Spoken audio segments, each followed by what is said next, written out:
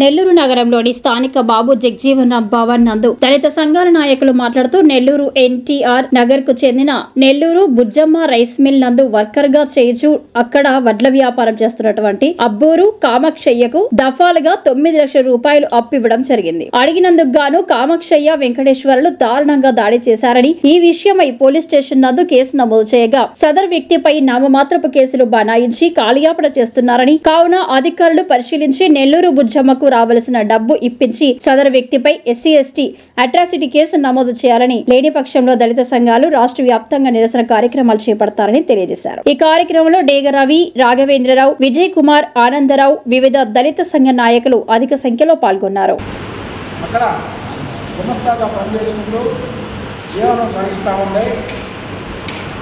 అదే రైస్ మిల్లుకి అబ్బూరు కామయ్య అనే వ్యక్తి అదే రైస్ మిల్లుకి ఒడ్లు తోలుతూ అక్కడ రైస్ వ్యాపారం చేసుకుంటూ వీళ్ళిద్దరికీ కొంత పరిచయాలు ఏర్పడినాయి. ఆ పరిచయంలో భాగంగానే ఈమె నెల్లూరు బుజ్జమ్మ గారు ఒక మాదిగ మహిళ, అతను ఇక్కడే వర్క్ చేస్తున్నాడు, ఇక్కడే ఒడ్లు స్టాక్ చేస్తున్నాడే, నాకు ఒడ్లు నేను కొన్నానమ్మా, నాకు కొంత డబ్బులు ఇస్తే నీకు వడ్డీ వేసి ఇస్తానని చెప్పి ఆమె కాడ అప్పుడప్పుడు డబ్బులు తీసుకుంటూ ఆమెకి మళ్ళా తిరిగి ఇస్తూ, అదేవిధంగా ఆమె కాడ ఎక్కువ అమౌంట్ తీసుకొని 9 లక్షల రూపాయలు తీసుకొని ఆమె నాకు డబ్బులు కావాలి సార్, నా డబ్బులు నాకు ఇచ్చేయండి అని చెప్పిన దానికి ఒక మహిళని రోడ్డు మీద పడేసి, అందరూ చూస్తుండగానే ఒక మాదిగ మహిళని రోడ్డు మీద పడేసి ఒక రాటుతో ఆటోలో పడేసి దారుణంగా కొట్టడం జరిగింది. అది చాలా దారుణమైన విషయము. కానీ ఇంకో విషయం ఏంటంటే, అక్కడ ఉండే లోకల్ లీడర్స్ ఇది జరిగిన విషయం ఎక్కడంటే నెల్లూరు సిటీ పరిధి ఎన్టీఆర్ నగర్ పరిధిలో జరిగింది.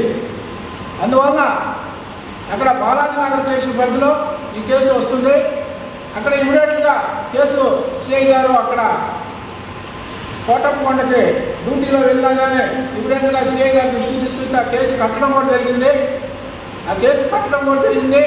కానీ ఆ కేసు కట్టిన కానించి ఈ నెల్లూరు బుజ్జమ్మకి అనేక విధాలుగా బెదిరింపులు వస్తూ ఉన్నాయి.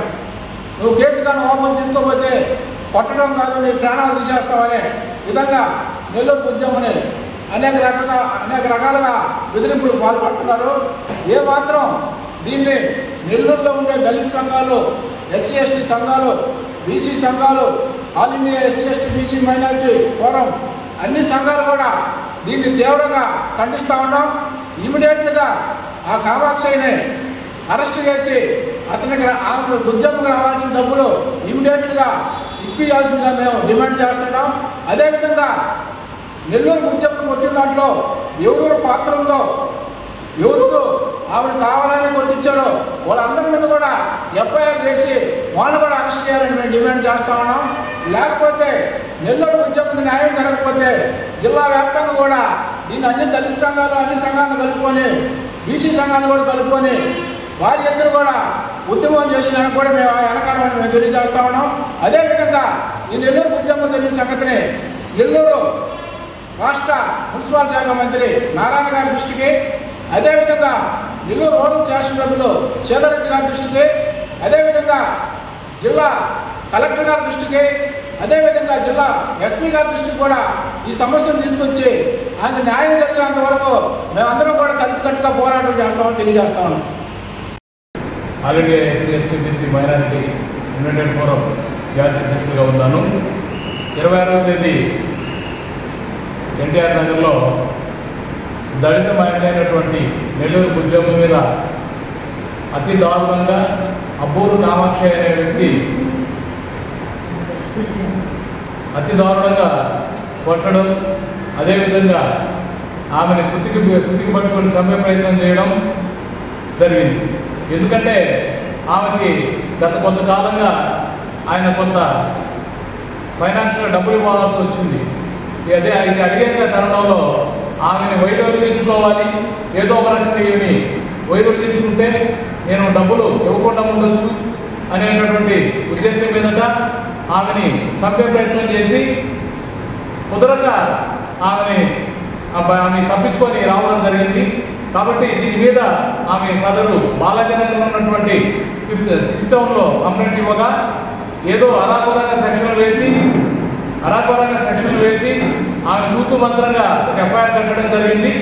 దీన్ని మేము పోలీసు వారి దృష్టికి తీసుకెళ్తున్నాం. ఎందుకంటే ఒక దళిత మహిళ పైపెచ్చు ఆమె గుర్తుకి పిసికి ఆటకు కొట్టి బాగా చంపే ప్రయత్నం చేస్తే ఒక తూతు మంత్రంగా సెక్షన్ కట్టి వాళ్ళ యొక్క అవతల ఉన్నటువంటి వ్యక్తుల యొక్క ఒత్తిడితో ఈ యొక్క ఎఫ్ఐఆర్లో కూడా తప్పు సెక్షన్లో పెట్టి కట్టడం జరిగింది.